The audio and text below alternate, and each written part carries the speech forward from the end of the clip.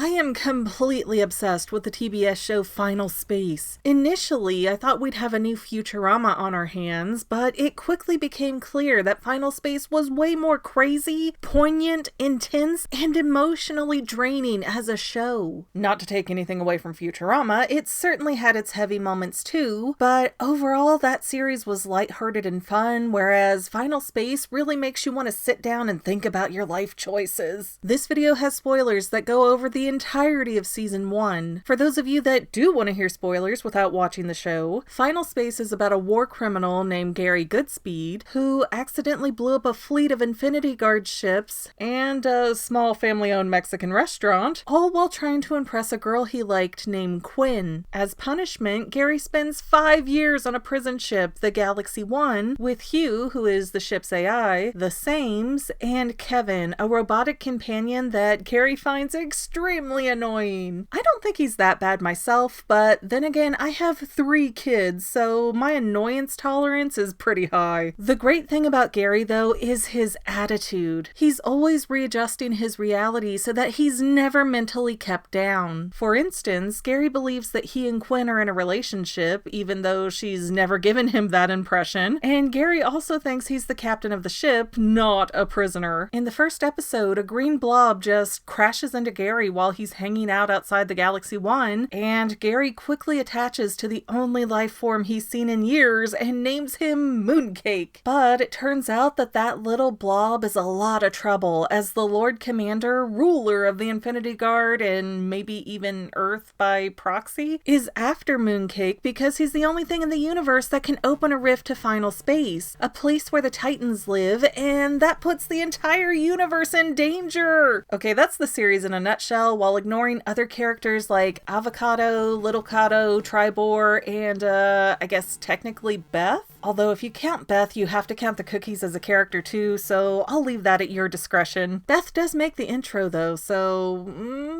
important character maybe in the future? Although I am pretty sure she's dead and destroyed right now. Oh well, moving on. Now, even though this is a really short series, Gary has had to deal with a lot of loss. We start out every episode by watching Gary slowly die. He lost his arm in episode 2, his dad died before the series began, and even when Gary gets sent back in time, he can't save his father. Plus, his relationship with Quinn is all in his head for most of the season.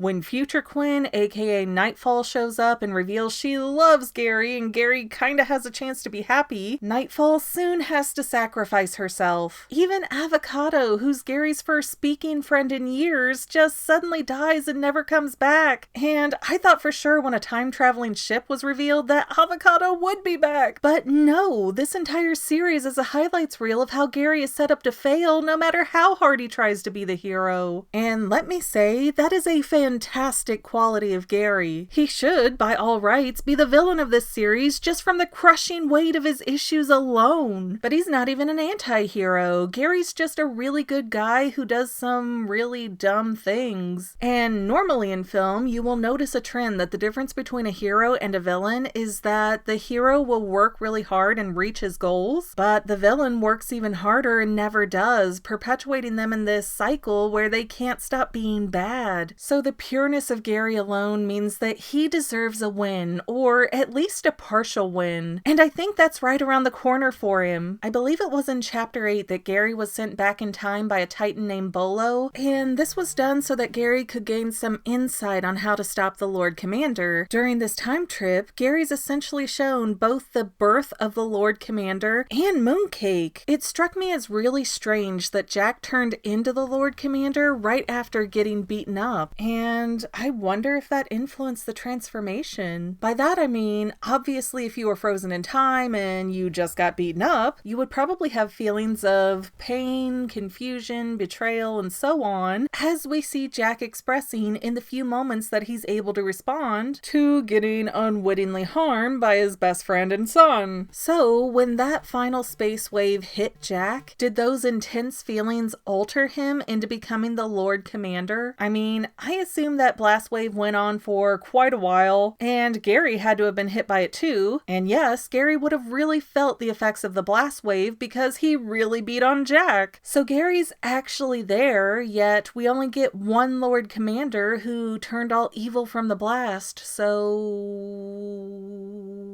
self-fulfilling prophecies much? But I'm also interested in Mooncake's entrance because how did something so good and sweet and pure come out of Final Space where all these scary titans live? Sure, Mooncake is powerful and all, but he doesn't really fit the bill for a titan, nor did he seem to come out of the portal. Plus, Mooncake really took to Gary, and pretty much only Gary, very quickly. And if Mooncake has been floating around space for decades and only has experiences where people try to capture or hurt him, shouldn't he automatically distrust all life forms he meets? Something doesn't make sense here! Guys, I think Mooncake is Gary's dad, John Goodspeed. Or rather, Mooncake is what happened to John after he set off that anti-gravitational bomb so that he could close the original rift to a space anomaly that I assume was a different opening to Final Space. They didn't 100% clarify in the show, but I'm pretty sure that's right. Think about it. John detonates the bomb manually while going to the rift. We're not even positive if he went inside the anomaly. And Mooncake seems to form from the explosion and the surrounding space debris. Then he just floats off on his merry way. So if Mooncake was made out of the charge from all the particles around him, that means John Goodspeed, the power of the bomb, probably some of the Final Space radiation, and more all went into making Mooncake. That would mean that Mooncake is John Goodspeed, or what's left of his conscious mind. A type of incarnation, maybe? Or his son, in a way? And I know, John shows up as a ghost-like figure in the season finale to give Gary a choice, but Gary obviously can't be dead, or else all future seasons will be like his dying dream as his body gives out. Either that, or the entire series would have to be like Gary's space madness from being alone for 5 years. And while those might make excellent theories, it seems more likely that Gary saw his father because he was in a hallucinatory state from his lack of oxygen, not that Gary saw his actual dead father and spoke to his ghost. You can argue the exact details in the comments, but the Gary deserves some comfort in his life, and this is the best place that I can theorize it for him. It might not be reality, but theories are more fun.